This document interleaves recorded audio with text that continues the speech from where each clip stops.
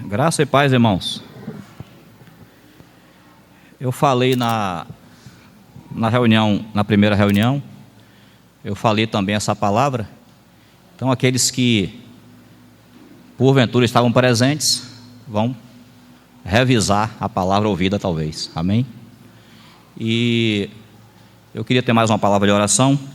E depois, os irmãos, por favor, abrem comigo em Salmo 78. Amém? Te bendizemos mais uma vez, Senhor, por essa oportunidade de estar aqui lembrando daquilo que jamais pode ser esquecido. Os nossos pecados foram purificados pelo sacrifício do Filho de Deus. Louvado seja o teu nome, Senhor. Nisso está baseada toda a nossa vida. Nós nem estaríamos aqui se o Senhor não tivesse morrido por nós. Por isso a Ti toda a honra e toda a glória.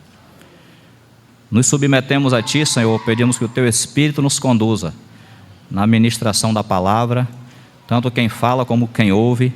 O Senhor disse: se o Senhor não edificar a casa, em vão trabalham os edificadores. Confiamos em Ti, Senhor. Repreenda as obras das trevas, cinja as nossas mentes, e o Senhor nos fale na Tua palavra, em nome de Jesus. Amém. Irmãos, só para os irmãos saberem, eu falei também na primeira reunião, quarta-feira passada a garganta começou a arranhar, então por isso que a voz está assim.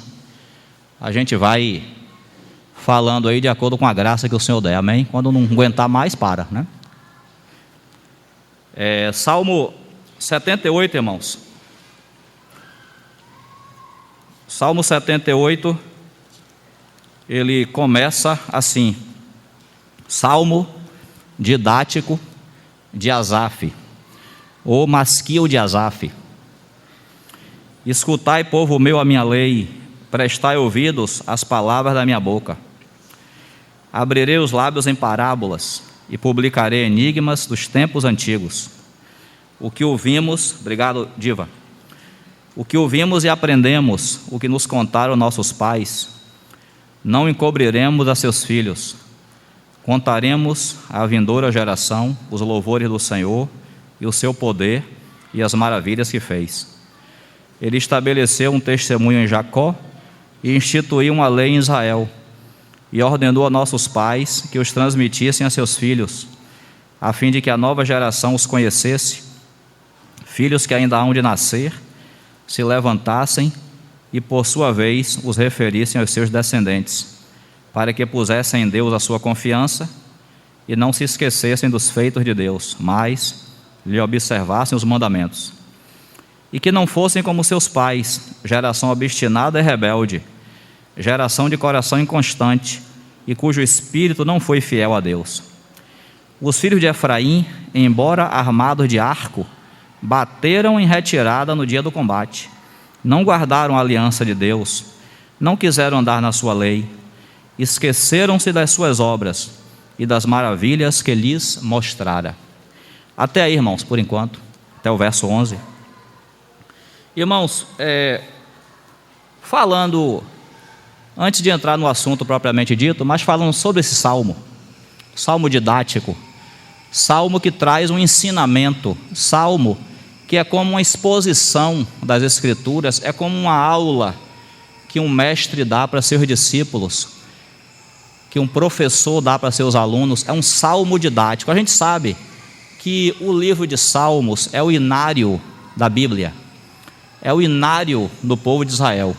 Assim como hoje nós temos os inários no meio do povo de Deus, a coleção, a reunião dos hinos, o livro de Salmos é esse inário do povo de Israel. 150 capítulos, 150 salmos, com essa função, cânticos que o Senhor inspirou para que o seu povo cantasse. E quando nós nos deparamos com um salmo didático que o Senhor inspirou Asaf para poder compor, uma coisa nos salta aos olhos, é que assim como os salmos são hinos e são didáticos e são expressões, exposições da palavra de Deus, os hinos também que nós cantamos hoje devem ser dessa mesma maneira. Os hinos que nós cantamos na reunião, que nós ouvimos, a nossa coleção de CDs que nós temos em casa, os hinos que nós ouvimos no YouTube ou em outras mídias, redes sociais, eles devem ser exposições da palavra de Deus. Aquilo que nós cantamos se constitui em nós. Então, por isso, aí não pode cantar nada que esteja fora da palavra de Deus. E aqui eu não estou me referindo às músicas desse mundo. Essas não é para ouvir mesmo, porque as músicas desse mundo, por mais bonitas que sejam, a fonte é comprometida, a fonte é turvada.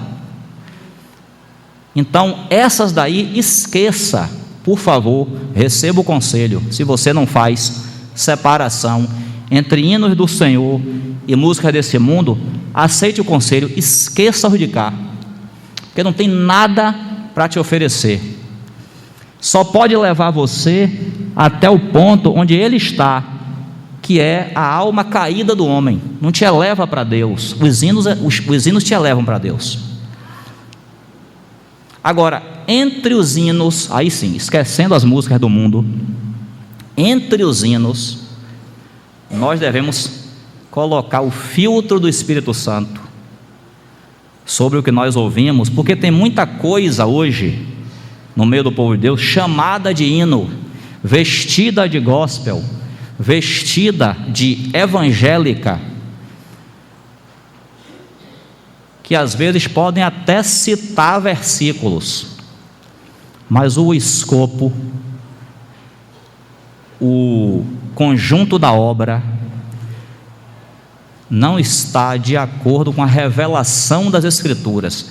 Esse aí também não serve para nós. Nós precisamos cantar as Escrituras, cantar as verdades que nós aprendemos das Escrituras, da doutrina dos apóstolos. Esses devem ser nossos hinos, assim como isso aqui, um salmo didático, para você, através dele, proclamar a palavra de Deus, aprender a palavra de Deus. Esse deve ser o cantar do povo de Deus. O que passa disso, prejuízo. Então, especificamente nesse salmo aqui, 78, ele é um dos capítulos que existem na Bíblia, onde o Senhor revisita, relembra a história do seu povo. Salmo 78, Salmo 105, Atos capítulo 7 e por aí vai. Existem capítulos na Bíblia em que o Espírito Santo usa para revisitar a história do seu povo. E o Senhor, ele faz isso conosco com um propósito. Os irmãos lembram que lá em Ageu, lá no livro de Ageu,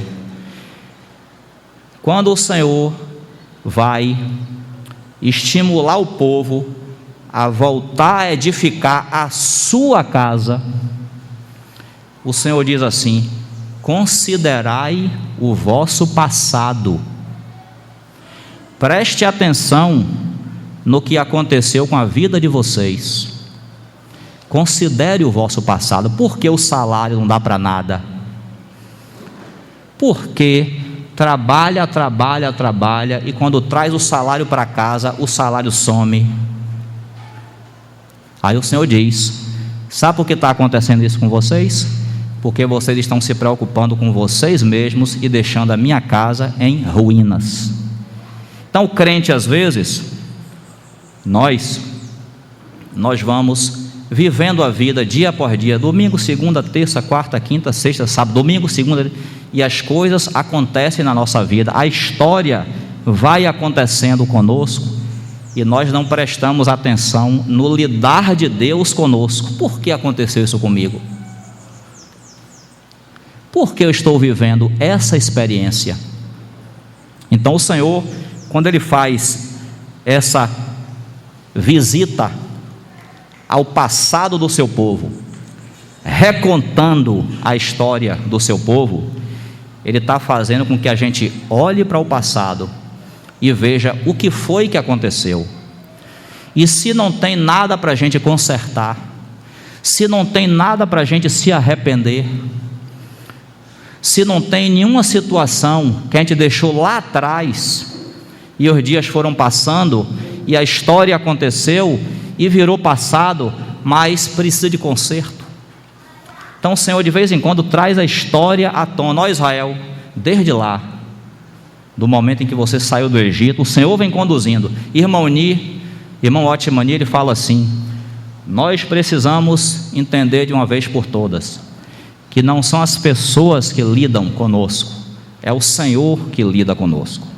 Na nossa história, Ele está nos conduzindo. Então a gente não pode viver a vida de maneira distraída. Acontecem as coisas, não sabe por quê, vai levando, vai passando, e o Senhor muitas vezes está nos falando na nossa história. Então por isso esse salmo didático, o Senhor vai ensinar alguma coisa para o seu povo através dessa palavra. Verso 1 diz assim, repetindo: escutai, povo meu, a minha lei, prestai ouvidos às palavras da minha boca. Abrirei os lábios em parábolas e publicarei enigmas dos tempos antigos. O que ouvimos e aprendemos, o que nos contaram nossos pais, não encobriremos a seus filhos. Contaremos à vindoura geração os louvores do Senhor e o seu poder e as maravilhas que fez. O Senhor, irmãos, Ele não tem uma palavra nova para nós.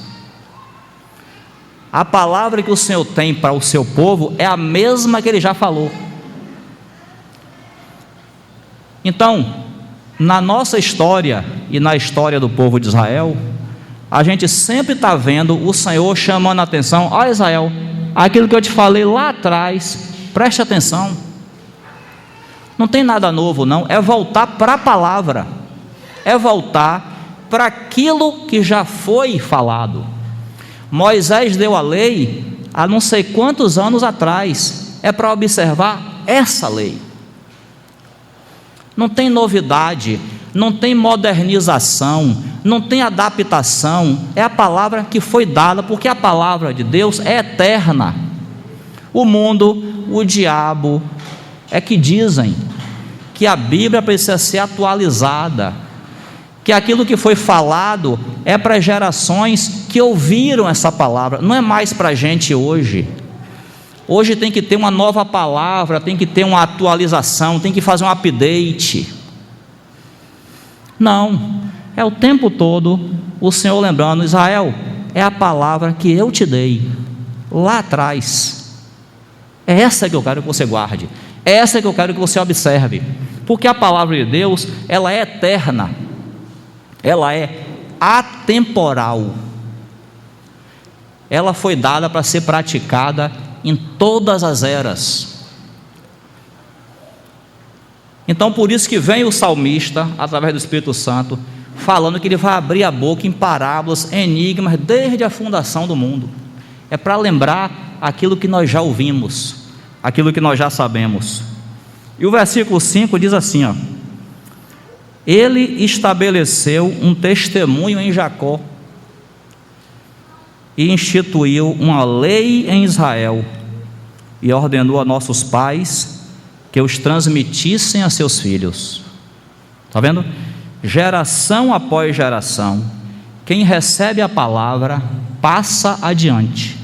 Aqui está falando para os pais transmitirem para seus filhos. Sim, também na igreja, aqueles que ministram a palavra nos transmitem as verdades e a gente passa essas verdades.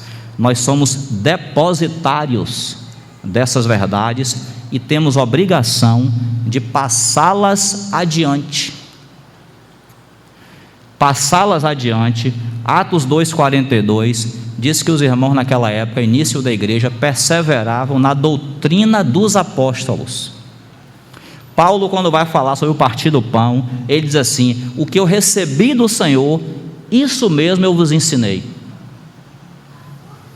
A palavra que foi recebida foi passada. Paulo diz a Timóteo assim: Timóteo, o que de minha parte ouviste perante muitas testemunhas, isso mesmo transmite a homens fiéis e idôneos, para que esses homens transmitam para outros. A palavra tem que ir passando de geração a geração. Não tem adaptação, não tem modernização, não tem upgrade, nada disso. É a palavra que vai sendo passada e preservada, para que o seu povo, para que o povo de Deus ande de acordo com essa palavra. Não é para mudar nada. Nós estamos vivendo, irmãos, numa época propícia para a gente falar esse assunto aqui. O mundo e uma boa parte da cristandade comemora o Natal. Dizem que é o nascimento de Cristo, 25 de dezembro. Nós estávamos falando, por que a gente não comemora o Natal? Por que não tem nada a ver com a gente essa festa? Porque, primeiro, se tivesse claro, não está. Se tivesse claro nas Escrituras que Jesus nasceu no dia 25 de dezembro, você e eu, para comemorar essa data, ainda iríamos precisar de uma outra coisa: o modelo, o mandamento nas Escrituras para comemorar. Não tem na Bíblia nenhuma coisa nem outra, nem a data que ele nasceu e nem o mandamento para comemorar a data do seu nascimento. Então, é uma festa pagã, comercial, inventada por Roma, associada com o cristianismo, para poder vender, para poder fazer sincretismo religioso e enganar as pessoas com uma coisa chamada espírito natalino. As pessoas têm que se arrepender e crer no Evangelho. Mas nessa época, dezembro, que todo mundo bonzinho, vai fazer caridade, vai abraçar, papapá, mas salvação não está em boas obras, não está em abraçar. Salvação tem que se arrepender e crer no Evangelho. É isso que o Senhor quer. Então, a gente se deleita, uma parte do cristianismo se deleita em se associar a uma festa, comemorar e se unir na mesma atmosfera que não tem nada a ver com as Escrituras. Os ímpios sabem disso. Os ímpios sabem disso. Então, irmãos, o nosso compromisso é de aprender as verdades do Senhor e passá-las adiante. O que não é parte das verdades do Senhor tem nada a ver com a gente, tem nada a ver com o povo de Deus. Então diz assim, o Senhor estabeleceu, no verso 5, um testemunho em Jacó e instituiu uma lei em Israel e ordenou a nossos pais que os transmitissem a seus filhos. Quando a Bíblia diz que o Senhor estabeleceu uma lei, um testemunho em Israel, é a planta da casa, é a planta. Deus, o Senhor, quando chegou lá em Mateus 16, quando ele pergunta assim: quem dizem o povo ser o filho do homem? Aí uns dizem que o Senhor é Elias, outro Jeremias e outro algum dos profetas. Aí Pedro teve aquela revelação maravilhosa do Pai, direto para Pedro. Pedro falou assim: tu és o Cristo, o Filho do Deus vivo. Pronto, está ali a declaração que Jesus precisava. Aí Jesus falou assim: bem-aventurado você Simão Bar-Jonas, Simão, filho de Jonas, porque não foi carne e sangue quem revelou isso aí para você, não, foi o Pai diretamente. Aí o Senhor falou assim: também eu te digo que você é Pedro. Aí no grego, a confusão que o pessoal faz. A gente está falando de pregar a palavra fiel como ela é. O Senhor, na nossa Bíblia, está escrito assim: também eu te digo que tu és Pedro, e sobre esta pedra, né? Só que a gente aprende que no grego a frase é: também eu te digo que tu és Pedro, e sobre essa rocha, você é Pedro, Petros, uma pedra pequena, sobre essa rocha. A rocha é a declaração que ele fez: tu és o Cristo, o Filho do Deus vivo. Sobre essa rocha aí eu edificarei a minha. Note os irmãos, eu edificarei a minha igreja.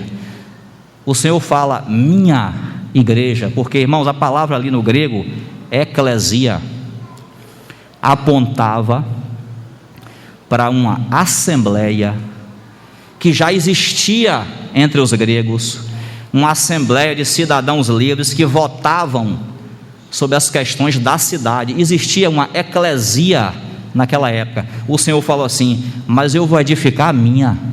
Essa daí é a dos gregos, eu vou edificar a minha eclesia eu vou edificar, e as portas do Hades não prevalecerão contra ela.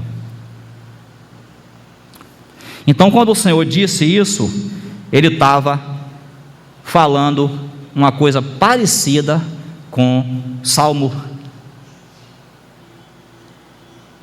100. Me refresca a memória, qual é o salmo que diz: se o Senhor não edificar a casa, em vão trabalham os edificadores? Depois você me diz aí. Quanto? 127. Obrigado. Se o Senhor não edificar a casa, em vão trabalham os edificadores. Ele está edificando a sua casa. Eu edificarei a minha igreja, e as portas do Hades não prevalecerão contra ela. Lá em Hebreus capítulo 11, diz que para aqueles vencedores, para aqueles irmãos que viveram na fé no Antigo Testamento, diz que Deus lhes preparou uma cidade, e disse que Deus é o arquiteto e o edificador dessa cidade. Está vendo? Deus projetou essa cidade como um arquiteto, e Ele próprio está construindo essa cidade. O arquiteto planeja, e o engenheiro civil coloca o projeto em execução. Deus é as duas coisas. Ele arquitetou a cidade e Ele está executando essa cidade, essa obra. E Ele está executando baseado numa planta que Ele próprio planejou.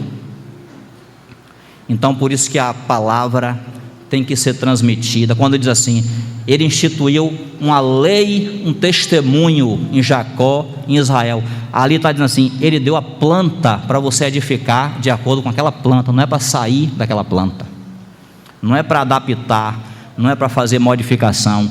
Aquela parede ali está muito alta, Senhor, vou baixar mais um pouco aquela parede. Não. É para fazer exatamente como o modelo que está lá nas Escrituras. É para edificar daquela forma ali. É a planta. Não temos liberdade de modificar a palavra de Deus. Então, nossos pais receberam a planta, passaram adiante. Nós sobre quem os fins dos séculos têm chegado, nós temos o compromisso de continuar nessa mesma planta. Então, por isso que nós temos hoje tanta coisa diferente. Os irmãos que vêm reunir conosco, nos conhecem, vê tanta coisa diferente entre nós. Realmente, quando compara a forma como nos reunimos, a forma como entendemos na Bíblia a vida da igreja, tem muita diferença com o que se vê fora, e tem mesmo. Porque a gente entende pelas Escrituras que muita coisa que é praticada aí fora é invenção humana, é modificação que infelizmente nossos irmãos fizeram, e a gente não tem compromisso de seguir essas modificações. Nós temos compromisso de seguir as Escrituras, seguir o modelo que foi dado. Irmãos, a Bíblia diz que o que guarda a lei é feliz. Nossa felicidade é guardar a palavra de Deus. Nossa felicidade é seguir o que está escrito. Ao contrário, a infelicidade do crente é ficar batendo de frente com a palavra. É a infelicidade. É o Senhor está dizendo, é por aqui, mas eu gosto de cá, Senhor. Infeliz. Nós viveremos vidas infelizes, porque a nossa felicidade está em guardar a palavra do Senhor. E fica parecendo às vezes que guardar a palavra do Senhor é aquela coisa assim, estática, que o Senhor dá um mandamento e a gente cumpre, aquela coisa mecânica, automatizada, robotizada. Não, irmãos, nós sabemos que Jesus disse assim, o Espírito é o que vivifica, a carne para nada aproveita. As palavras que eu vos digo são Espírito e são vida. Quando nós recebemos essa palavra e nós praticamos essa palavra nos transforma. Hebreus 4:12 diz, a palavra de Deus é viva e eficaz. Não existe outra palavra no mundo semelhante à palavra de Deus. É viva e eficaz.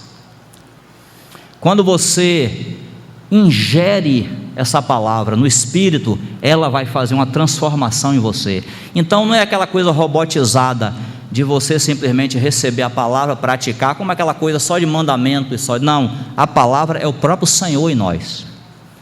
Por isso que algum desavisado, não tem o Espírito Santo para poder compreender as Escrituras, ele vai ler João capítulo 1, diz assim, no princípio era o Verbo estava com Deus, e o Verbo era Deus. A palavra verbo ali, logos, em algumas traduções tem assim, no princípio era a palavra, e a palavra estava com Deus, e a palavra era Deus. É exatamente isso. A mente pode não compreender, mas é o que está escrito ali. O nosso Senhor Jesus, o Filho de Deus, é a palavra de Deus, é a expressão de Deus. Eu estava falando com os irmãos, se eu chegar aqui na frente, eu tenho um sentimento para poder falar, mas se eu chegar aqui e ficar calado, ninguém vai saber o que eu tenho para dizer. Quando eu abro a boca, que falo a palavra, então eu exponho o que está dentro de mim. Esse é o Filho de Deus, ele é a palavra, é o Logos de Deus. Quando o Senhor, por isso que diz assim, ele estava no princípio com Deus, e sem ele nada do que foi feito se fez. O nosso Senhor, ele é a própria palavra de Deus. Então essa palavra não é como qualquer palavra, não é como a palavra dos filósofos, dos antropólogos, dos sociólogos, é o próprio Deus se manifestando através da palavra. Então essa palavra de fato muda nossa vida. Não é aquela coisa só de receber mandamento e cumprir, não. Nós estávamos lendo no grupo caseiro lá da casa do irmão Zelito, irmã Maura ali, Marcos capítulo 4, o Senhor conta a parábola da semente. O Senhor fala assim, o reino de Deus é como se um homem lançasse a semente à terra, e dia e noite, sem ele saber como, a terra frutifica, e daqui a pouco vem primeiro o grão, depois a espiga, e depois o grão cheio na espiga. Está vendo? A obra de Deus na nossa vida é assim. Você e eu recebemos Cristo lá na data de cada um. Aí o Senhor vai trabalhando em nós pela palavra, pelas circunstâncias, e daqui a pouco a gente vai crescendo e a vida vai mudando, e você olha para aquele irmão que se converteu ontem e fala assim, poxa, que bênção, rapaz, o irmão se converteu ontem, já está servindo, já está firme e tal. Você não sabe como, você não sabe como aconteceu. É o trabalhar sobrenatural, invisível dessa palavra em nós, à medida que a gente vai recebendo ela e se submetendo a ela. Por isso que Tiago fala assim, por isso lançando de vós todo acúmulo de maldade, mentira, acolhei com mansidão. Não é só acolher, não. Você ouve a palavra, você lê a palavra, é acolher com mansidão, porque às vezes a gente recebe a palavra e aquilo agita a gente, porque a palavra, irmãos, ela nos confronta. A palavra nos confronta. Quando eu tenho alguma coisa que está fora da palavra, que eu recebo a palavra, aquilo agita meu interior, porque bateu uma coisa ali que não está de acordo com o que eu estou vivendo. Então acolhei com mansidão. Ô Senhor, eu recebi aqui a sua palavra e não tem nada a ver com o que eu estou vivendo. Acolhei com mansidão a palavra em vós implantada, a qual é poderosa para salvar as vossas almas. Então essa palavra é a única no mundo que tem esse poder de transformar aqueles que a recebem, aqueles que a vivem, aqueles que a praticam. Por isso que Jesus falou: as palavras que eu vos digo são espírito e são vida. Não pensem os irmãos que é somente como Paulo fala no Novo Testamento, a lei de mandamentos. Essa palavra é viva e eficaz. Então por isso que ela tem que ser recebida, vivida e passada adiante. Quando nós olhamos, falam de história novamente, quando olhamos para a história da igreja, todas as vezes que a igreja se distanciou da palavra, desprezou a palavra, colocou outras coisas no lugar da palavra, isso representou a queda da igreja, isso representou a ruína da igreja. Então por isso, o Senhor, Salmo 78, estabeleceu uma lei, um testemunho, e ordenou que fosse passado adiante. Não é para ficar só ali não, é para ir adiante. E por isso que no Novo Testamento existe também o mandamento de passar essas verdades. Passar essas verdades. E estávamos falando sobre hinos, não foi? O que é que adianta a gente ouvir hinos que tem melodia bonita e letra fora da palavra? Prejudicial. Vai você, aquilo, eu estava contando para os irmãos, há um hino que nós cantamos aqui entre nós, não vou dizer a você qual é, que eu particularmente, é questão de gosto, eu não gosto muito da melodia dele, eu não gosto. Talvez você ame, você ache lindo, eu não gosto. Não é que eu não goste, acho, não é dos meus hinos preferidos, pronto. Mas irmãos, a letra é literalmente a palavra. Então a melodia pode até não me agradar muito, mas eu estou cantando a palavra de Deus. Está vendo? Se fosse o contrário, uma melodia que me agradasse e uma letra fora das escrituras, não seria caótico? Então está vendo? Passar essa verdade, passar essa palavra de Deus, tem que ser através das pregações que nós escutamos, dos hinos que nós ouvimos, porque quanto mais a gente vai ouvindo, isso vai se constituindo em nós. Existem hinos. Uma vez eu estava lembrando, há um hino clássico, há um hino cantado pelo povo de Deus há muitos anos. Eu digo: Senhor, o hino é bonito, mas não posso cantar, porque ele tem uma frase que não está de acordo com aquilo que a gente aprendeu nas escrituras. Então é clássico, é bonito, o povo de Deus canta ele por várias gerações, eu não posso cantá-lo. E não entendo que os irmãos deveriam cantar também, porque os hinos que nós cantamos, as pregações que escutamos, tem que ser exposição das verdades da palavra de Deus que nós recebemos. Paulo, pelo Espírito, falou a Timóteo: pregue a palavra, Timóteo. 2 Timóteo, pregue a palavra. Alguns irmãos interpretam esse versículo como pregue o evangelho. Não, isso está escrito ali, é pregue a palavra, porque pregar a palavra pode ser a do evangelho, pode ser a da edificação, é a palavra sempre, sempre, sempre. Por quê? Vou finalizar lendo esse versículo, 2 Timóteo, veja lá comigo, irmão. E aí, se o Senhor permitir, na semana que vem a gente conclui, porque o horário, para não ficar muito próximo ali, 12, está dando 12h15 ali. 2 Timóteo,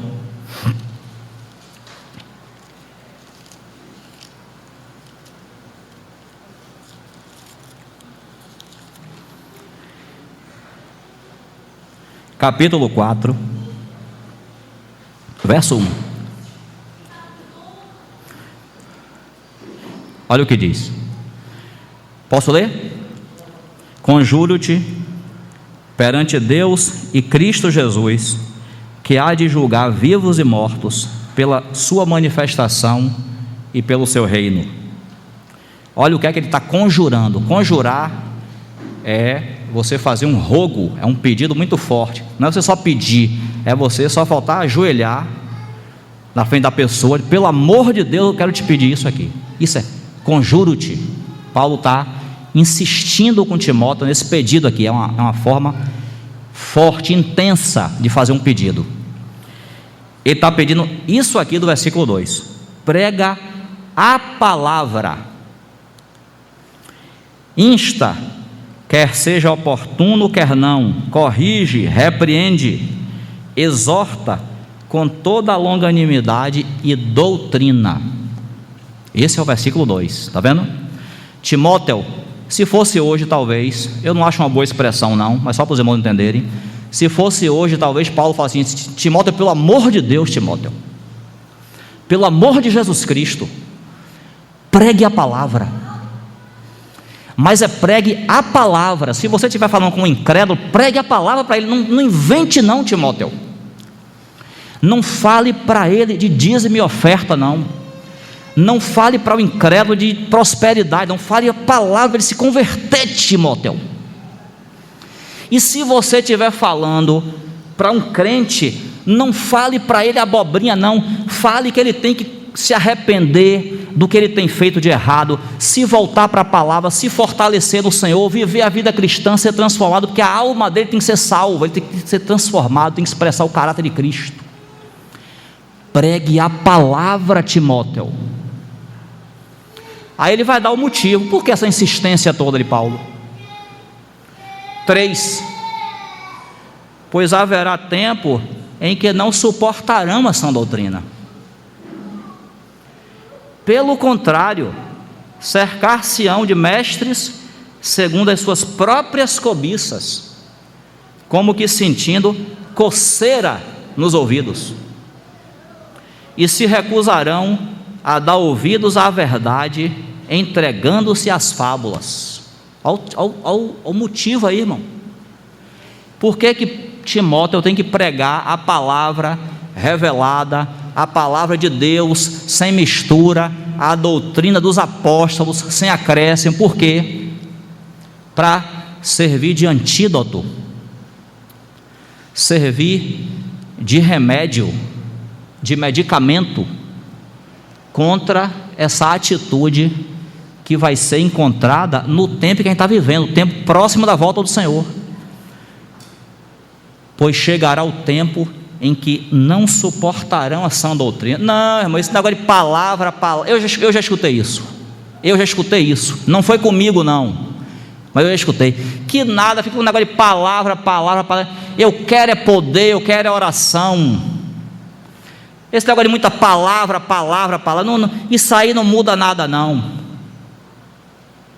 não suportarão a sã doutrina, a doutrina dos apóstolos, a palavra fiel que deve ser pregada e que transforma todo homem, os incrédulos e os crentes.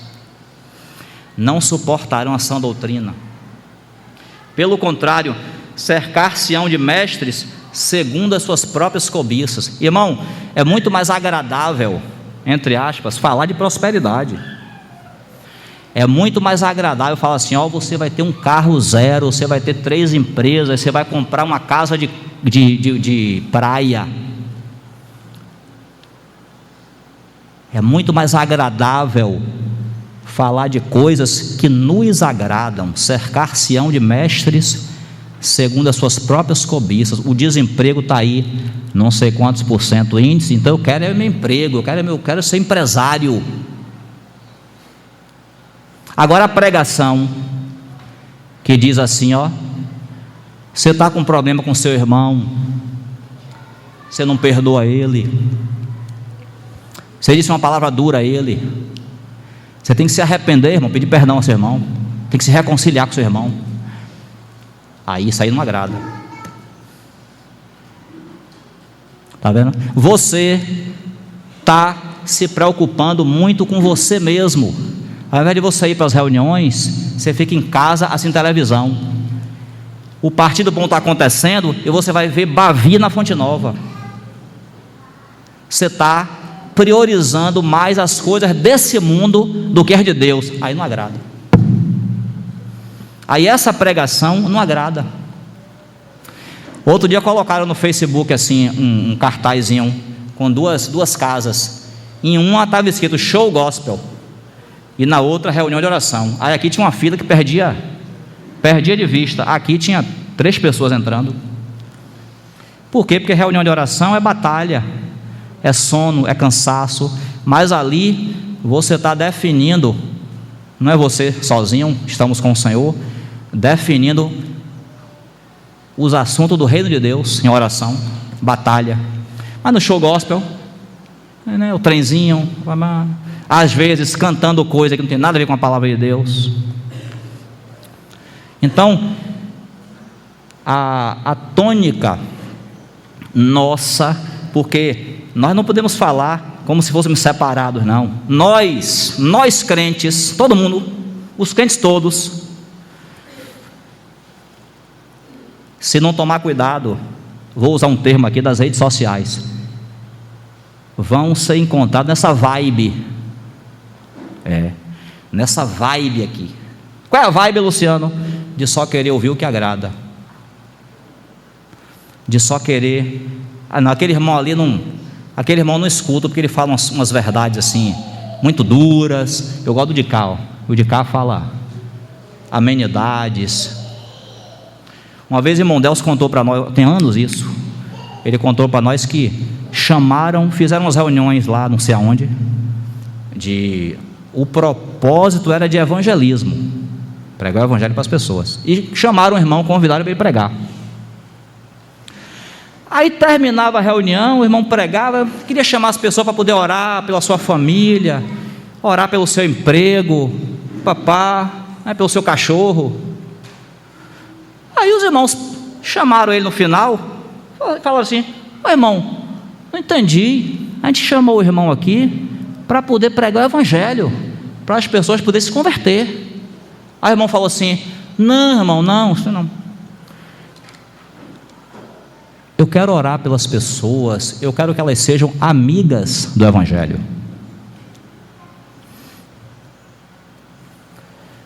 Amenidade é a pessoa que é simpatizante pelo evangelho. É isso que muitas vezes essas pregações aí fora têm produzido, simpatizantes do evangelho e não convertidos.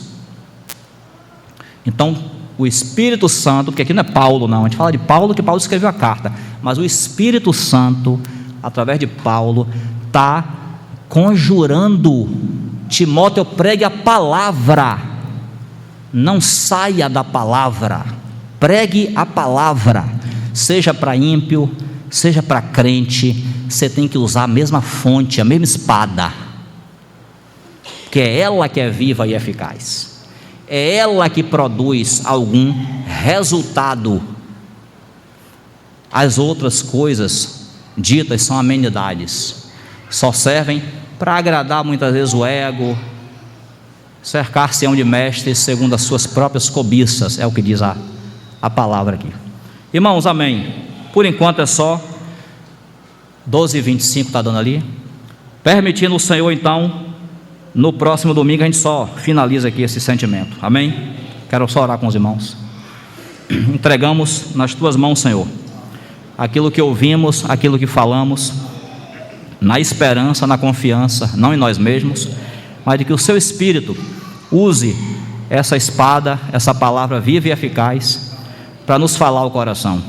Em nome de Jesus, pedimos e agradecemos. Amém. Somos um.